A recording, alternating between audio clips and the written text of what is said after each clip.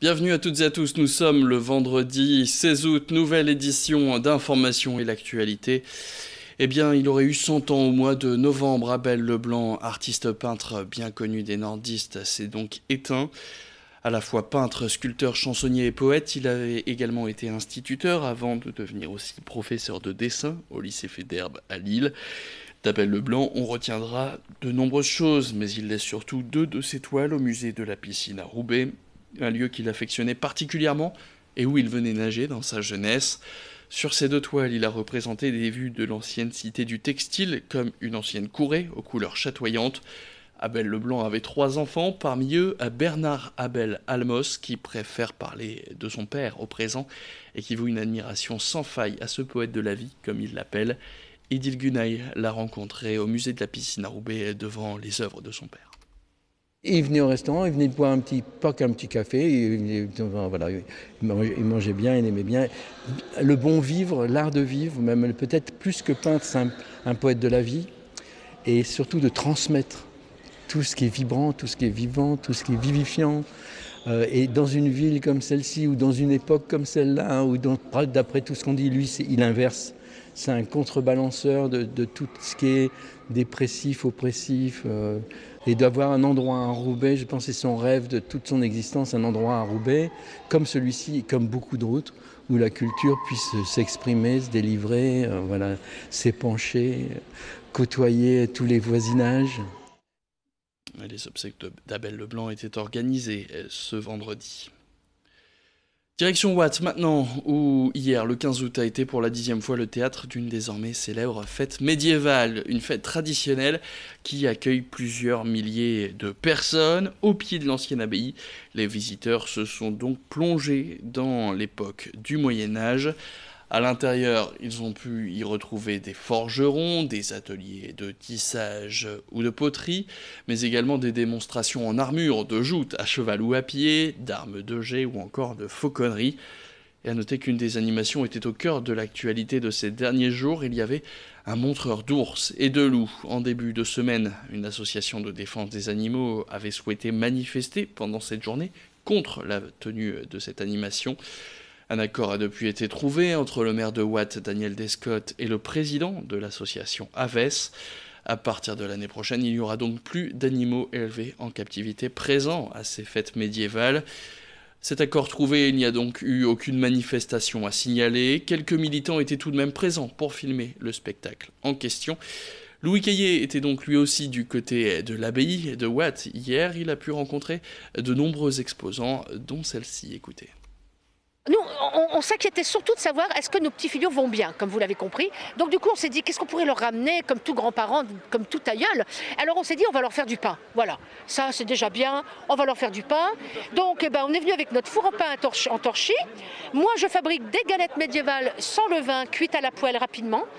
Également, je pétris du pain levé qui va cuire dans le four en torchis par la suite. Ce qui fait que nos petits filiaux s'intéressent, ils s'approchent. Tiens, on mange quelque chose ici. Je leur offre en dégustation et du coup, en même temps, je leur transmets toutes les anecdotes de ma vie de paysanne des temps passés. Et je leur raconte moult histoires et je leur chante moult chansons. Pour des exposants très impliqués dans ces fêtes médiévales du côté de Watt. En parlant de petits filiaux, et bien peut-être les vôtres sont à la recherche d'un logement étudiant pour la rentrée. Alors si ce n'est pas encore fait, dépêchez-vous, c'est une période compliquée pour la location de petites surfaces.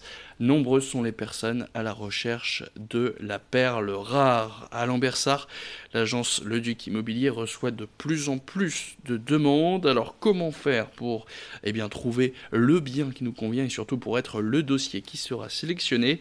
Écoutez les conseils pour trouver donc plus rapidement cet appartement qui vous convient, pour éviter les arnaques, mais aussi pour être donc ce dossier élu.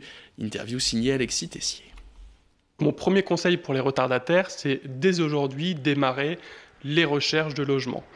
Pourquoi ? Puisque fin août, la demande est supérieure à l'offre et donc ça devient de plus en plus compliqué.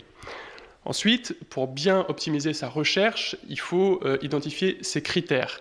Le premier critère, évidemment, c'est le budget qu'on souhaite allouer à son logement, donc le loyer qu'on ne souhaite pas dépasser. Ensuite, le nombre de pièces qu'on souhaite avoir dans son logement. Ensuite, il y a l'emplacement. Est-ce qu'on veut être proche de l'école, proche du centre-ville? Est-ce qu'on souhaite également un logement meublé ou non meublé? L'ensemble de ces critères permettront à l'étudiant d'optimiser ses recherches et de gagner du temps. Mon deuxième conseil, c'est lorsqu'on a identifié le logement adapté à ses besoins et qu'on fait les premières visites, il faut vous munir de votre dossier complet dès la première visite, pour 2 raisons. La première, c'est que ça prouvera votre sérieux vis-à-vis du propriétaire ou de son mandataire. Et la deuxième, c'est que s'il vous plaît, vous pourrez déposer votre dossier en premier. Et si vous êtes le premier dessus, vous avez plus de chances d'avoir le logement. Et puis il y a eu ces dernières semaines le concours de brouette humaine sur la plage de Malo-les-Bains, un concours de crachat de noyaux d'olive ou encore un tournoi de Shifumi. Les concours les plus originaux attirent de plus en plus de monde et cette fois à Lille ce week-end, c'est un concours de CAPS qui attend les clients de la base arrière. Pour ce jeu, si vous ne le connaissez pas, il faut 2 participants l'un face à l'autre. Chacun a une canette de bière posée devant lui avec sur le goulot une capsule retournée et c'est un jeu d'adresse puisqu'il faut faire tomber la capsule de son adversaire avec celle qu'on a dans la main. Un jeu particulièrement connu des trentenaires. Le concours est donc demain soir à la base arrière en 4 points gagnants. Évidemment, l'abus d'alcool est dangereux pour la santé à consommer avec modération. Présentation de ce jeu et de ce concours par Johan Bollier, le gérant de la base arrière, avec Lucille Berthe-Constant. Alors samedi, en fait, on organise un tournoi de CAPS. Donc le CAPS, c'est un peu l'ancêtre du beer pong. Et donc j'ai voulu le remettre au goût du jour parce qu'aujourd'hui, c'est important de montrer ce qu'il y avait à l'époque et ce qui marche à l'époque. Ça ne se faisait pas encore, donc je me suis dit pourquoi pas le proposer. Le beer pong, depuis une dizaine d'années, s'impose, mais le CAPS, c'est un jeu qui se jouait beaucoup plus avant. Et donc nous, notre génération, c'est-à-dire les trentenaires, ça nous parle énormément parce que justement, ça nous rappelle des souvenirs de soirées. Et c'est pour ça que ça fait parler aujourd'hui. Et puis le zoo de Lille qui a annoncé la naissance de 4 bébés sur ICAT. Vous savez, c'est immonde dans le Roi Lion, et bien des bébés que le public peut voir quand ils ne préfèrent pas la chaleur de leur terrier. Rendez-vous donc au zoo de la citadelle de Lille si vous voulez voir ces bébés sur ICAT qui viennent tout juste de naître. C'est la fin de cette édition, merci à tous de l'avoir suivi. Tout de suite vous retrouvez vos prévisions météo.